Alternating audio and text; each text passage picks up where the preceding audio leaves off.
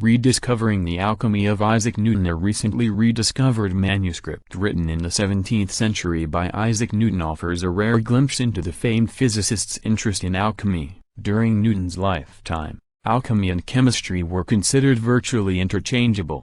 It would not be until after his death, in 1727, that chemists would begin to rebrand themselves and their chosen science and distance themselves from the business of making gold from lead and other base metals. Alchemy, dismissed as the stuff of foolish, greedy fantasies, became viewed as a kind of pseudoscience, unworthy of such a great scientific mind as Isaac Newton's. As a result, when Newton's alma mater, Cambridge University, had an opportunity to archive his voluminous cache of alchemy recipes in 1888, they turned it down. Instead, the documents eventually sold at auction in 1936, fetching a combined total of just over £9,000, a relatively paltry sum given Newton's stature. For comparison's sake, a single sheet from a manuscript of Newton's religious text O Paradoxical Questions Concerning the Morals and Actions of Athanasius and His Followers sold to an unknown buyer for $18,000 at an auction in 2001.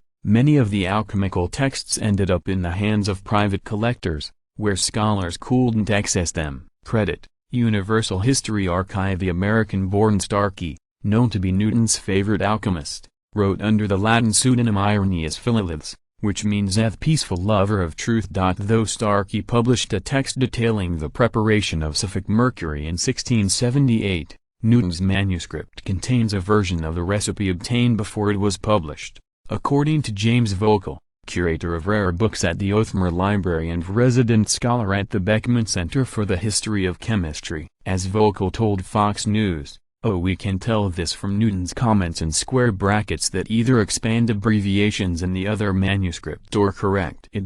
Starkey's recipe, as translated by modern scholars, involves repeatedly distilling mercury before heating it with a small amount of gold. The process will apparently produce a striking-looking alloy with delicate branch-like structures, resembling a tree. Though there is no evidence that Newton actually made Suffolk mercury, the handwritten manuscript promised to help scientists better understand how the great physicist interpreted the often cryptic and encoded recipes used in alchemy. Even more revealing are the notes that Newton jotted down on the back of the manuscript. They concern his own method of distilling iron ore, on which Newton focused most of his laboratory efforts over the course of his alchemical career. Long dismissed as an unworthy pursuit, alchemy has been credited by more recent scholars as influencing Newton's other, more respected labors. Notably, these include his work with optics, the physics of light. Alchemists were the first to realize that compounds could be broken down into their constituent parts and then recombined. Newton then applied that to white light, which he deconstructed into constituent colors and then recombined. Science historian William Newman recounted to National Geographic, "That's something Newton got from alchemy."